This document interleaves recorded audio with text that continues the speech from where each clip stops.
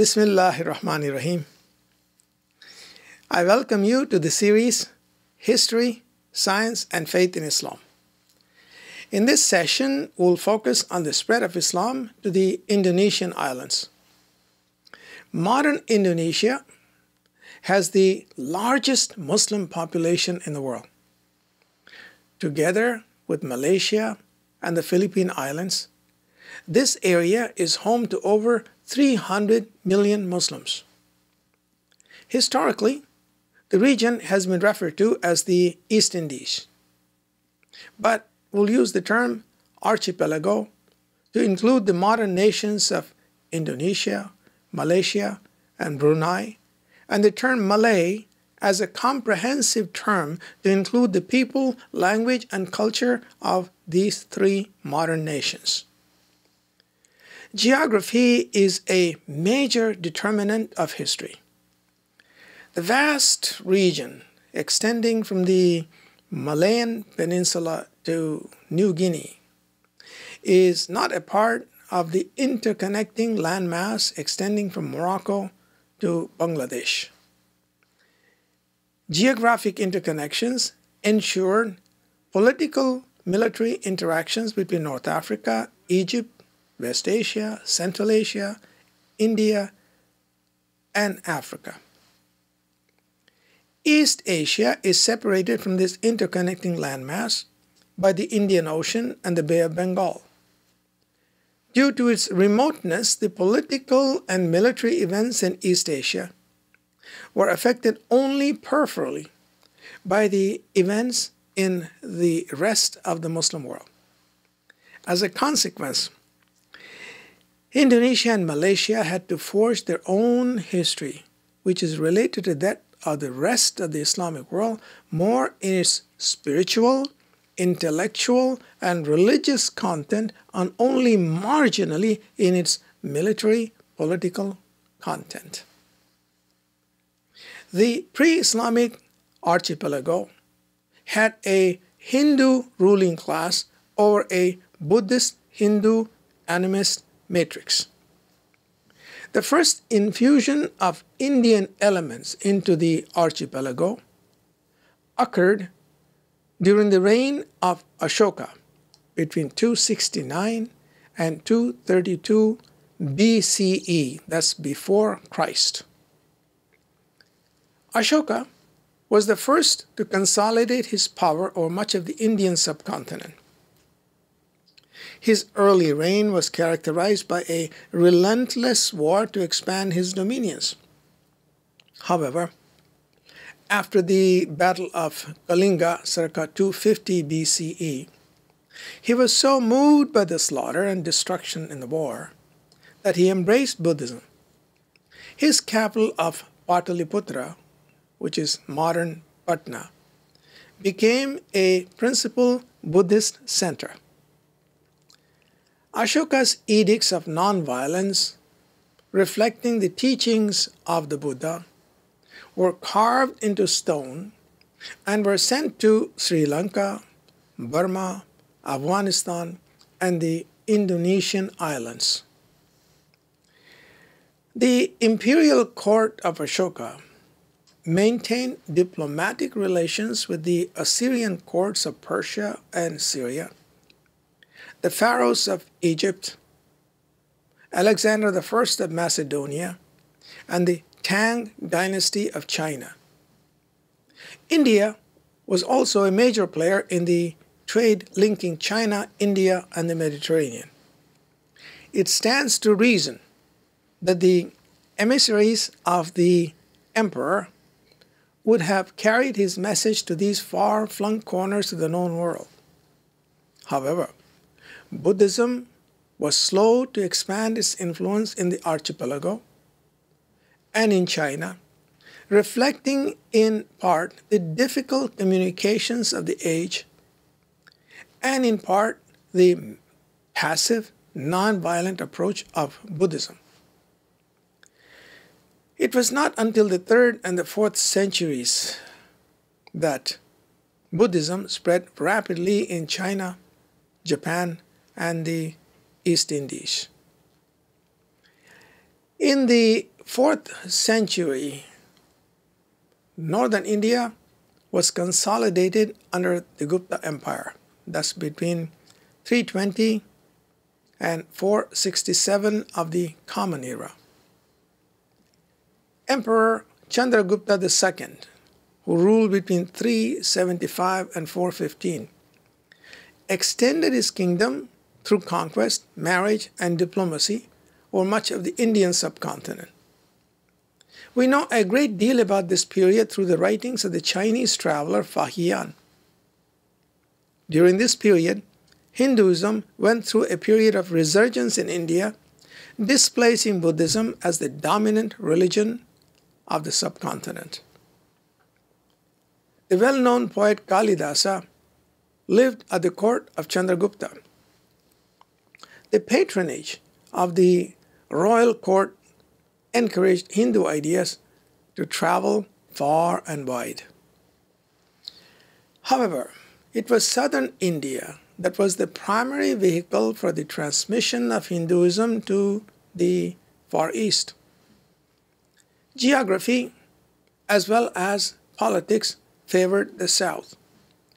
The monsoons connected the sea lanes of Sri Lanka and the Tamil lands to the East Indies. Commerce stimulated cultural and religious interactions. Buddhism was the international faith in Asia, but Hinduism found favor in the courts of Sumatra, Cambodia, and Vietnam. No doubt, the commercial advantage of maintaining a common religious bond played an important role. Southern India and Sri Lanka exported cotton, ivory, elephants, brasswork, and iron to the archipelago and to China. In turn, the eastern lands exported camphor and spices. China exported silk, oil, and amber. The products of India and East Asia were exported from the western coast of India to the Roman Empire and the Mediterranean. Dialects of South Indian languages, as well as Sanskrit, were introduced into the archipelago and into Indochina. The South Indian influence grew with time. In the 6th and 7th centuries, the Pallava and Chola kingdoms controlled much of what is today Tamil Nadu in southeastern India. Both of these kingdoms were predatory and lived off raiding their neighbors. The Cholas, in particular, built a powerful navy and raided as far as the Indonesian islands. In 1025, the Chola navy defeated the navy of the Empire of Srivijaya, based in Sumatra, and became the most powerful naval force in the Bay of Bengal during the first half of the 11th century. Together with the Keralites of Malabar and the Pallavas of the southern tip of India, the Chola Pandava regions provided an important link in the trade between the Roman Empire, India, and China. The South Indian kingdoms continued to prosper under successive dynasties until the arrival of Malik Kafur circa 1300, general of Alauddin Khilji's armies in the Deccan in southern India. In the 1,000 years of pre-Islamic interactions with the East Indies, the temples of Angkor Wat in Cambodia were built circa 1000 CE, and the Hindu kingdoms of Srivijaya in Sumatra and Majapahit in Java rose and fell, leaving a strong Sanskrit influence on the language, customs, art, and architecture of Indonesia and Indochina. The introduction of Islam into Indonesia may be divided into 3 phases. The first phase, extending from the Hijrah between 622 to 1100 of the Common Era. The second phase covering the period 1100 to 1500, and the third phase extending from 1500 to the modern times. The first phase was a product of commercial contacts between the maritime regions of the Indian Ocean. Trade between West Asia and East Asia predates the Islamic period. Merchants from Yemen and the Persian Gulf followed the monsoons to the coast of Malabar and from there to the islands of Sri Lanka, Java, and Sumatra. This trade mushroomed with the onset of Islam. The powerful Abbasids in Baghdad especially encouraged global trade. To the west, trade caravans traversed the Sahara through West Africa deep into what is today Ghana and Nigeria. To the east, the Silk Road to China was brisk with activity. Seaborne trade was not far behind. Muslim merchants, both Arab and Persian, plied the Indian Ocean and captured the bulk of the trade with India, East Africa, Indonesia, and China. Colonies of merchants grew up in Gujarat, Malabar, Sri Lanka, Sumatra, Canton, and all along the East African coast. Al-Masudi records that in 877, during the reign of the Tang Emperor Hizong, there was a colony of almost 200,000 Muslims in Canton, China.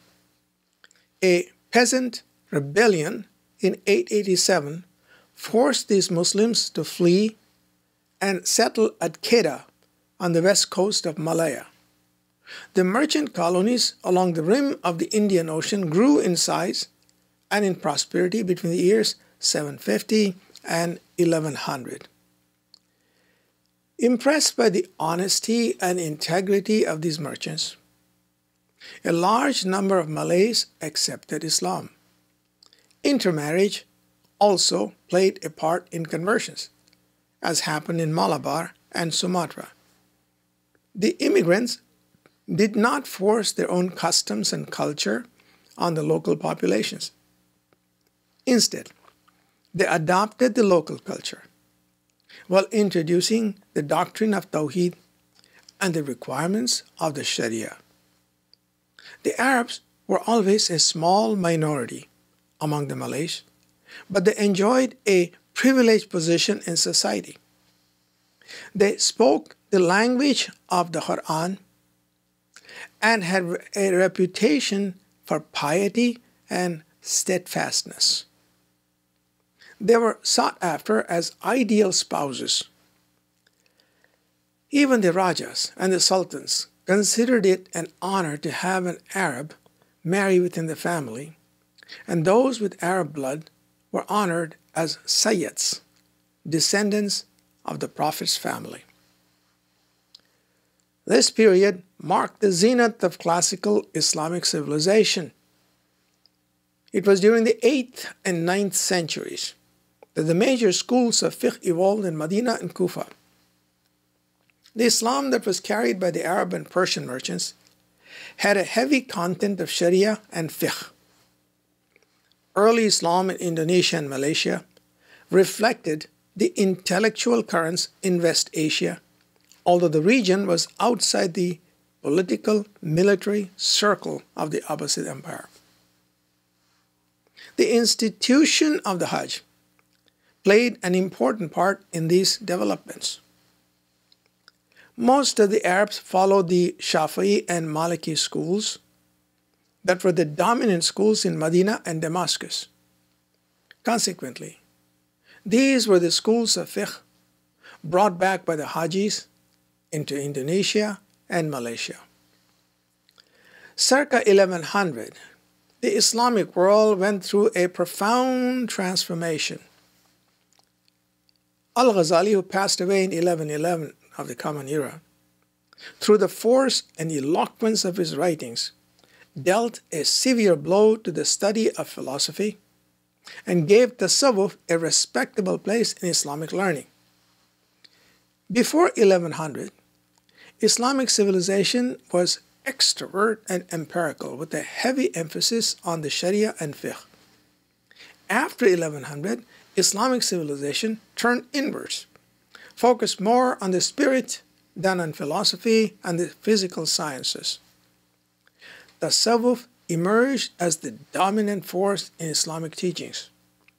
Major Sufi orders, which were to change the spiritual landscape of Asia and Africa, sprang up in Baghdad, Delhi, Konya, Turkey, and Cairo.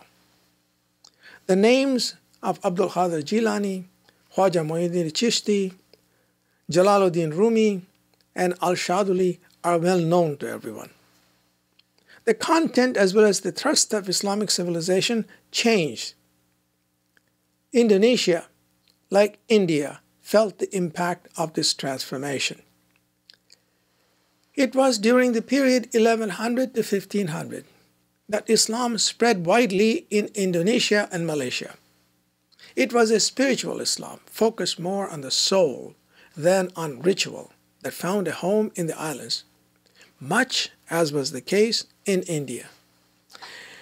The spread of Islam in the Indonesian islands followed a geographical progression over a period of 400 years between 1100 and 1500, starting with Sumatra, followed by Java, Malaya, Borneo, Sulu, that is in Mindanao, Sulawesi, and Luzon, that's Manila. Sheikh Abdullah Arif, a scholar from Arabia, introduced Islam into Sumatra around the year 1100. One of his disciples, Sheikh Burhan Shah, carried on dawah work throughout northern Sumatra. The first ruler of northern Sumatra to accept Islam was Johan Shah in the year 1204. But it was during the reign of Sultan Malik al-Saleh, who passed away in 1297, that Islam received a major boost. Commercial contacts had introduced the faith to the coasts of Sumatra and Java, as well as the western coast of Malaya and eastern shores of Vietnam in the previous centuries. Sufi orders appeared and spread the faith throughout Sumatra during the 14th century. The city of Pasai became a center of learning. Ibn Battuta visited Pasai in 1345 and found its ruler, Sultan Malik al-Zahir, to be a pious man, a patron of scholars, and an enthusiastic propagator of the faith. Malik al-Zahir was a grandson of Malik al-Saleh. In 1396, Parameshwara, a prince from the Java, fled to Malacca. He married a daughter of the Sultan of Pasai, accepted Islam, and changed his name to Sultan Iskandar Shah. That happened the year 1406. It was this prince who introduced Islam into Malaya. Pasai and Malacca became centers of tasawwuf, radiating their spiritual teachings into the interior areas. Malacca became the beacon of Islam for the region. The important commercial center of Kedah became Muslim by 1474. During this period, that is the 13th and 14th centuries, the Muslim world was reeling from Mongol and Tartar invasions. Many of the ulama, Sufi sheikhs, and merchants, fleeing this destruction, found refuge in Delhi.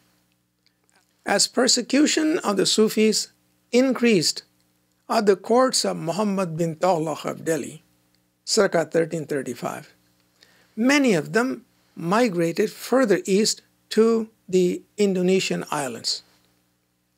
Tasawwuf had become so widespread in the Islamic world that many of the merchants and travelers themselves belonged to Sufi tariqas. These migrations further stimulated religious scholarship in the islands and provided an impetus for the rise of great Sufi sheikhs among the Malays themselves. It was these sheikhs, sons of the soil, who spearheaded the propagation of the Islamic faith in their homeland. In the 14th and 15th centuries, Java was the seat of the powerful Hindu kingdom of Majapahit, centered on the modern city of Jakarta. Agriculture and the spice trade were the mainstay of this kingdom. Majapahit dominated the island of Java and its commerce. Lesser Rajas and local chiefs who controlled local ports paid tribute to the ruler of Majapahit. As commerce between the archipelago and the Muslim world increased, many of these local Rajas and chiefs found it more advantageous to forge closer ties with Muslim India and West Asia than with the Majapahit court. As political ties with the central political power weakened, a local power vacuum was created. Islam was the beneficiary of this political vacuum. One by one, the local Rajas and the chiefs became Muslim.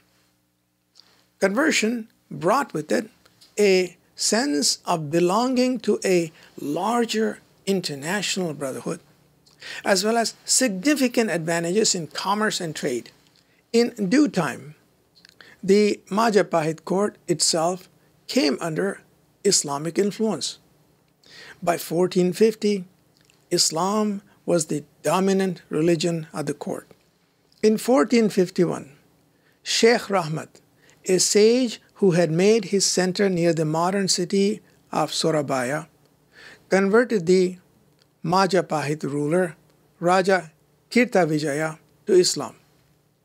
By 1475, Majapahit had changed its character to a Muslim sultanate, although the kingdom itself survived until 1515.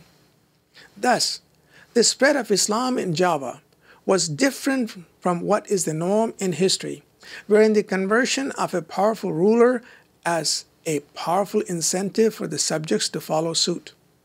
In the islands, it was the people who converted first, with the king following suit. Among the Sufi sheikhs most revered by Javanese in this transformation were Sheikh Ishaq of Pasai, Sunan Bonang, Sunan Ampal, Sunan Giri, Sunan Dirijat, and Khalifa Hussein. Yet another element in the introduction of Islam was the issue of legitimacy of rule. Throughout history, there has been a strong current of opinion among Muslims that a ruler must be from the family of the Prophet. By the 14th century, when Islam had spread throughout Java and Sumatra, this belief in the legitimacy of rule by kinship with the Prophet was widely accepted by the Malay people.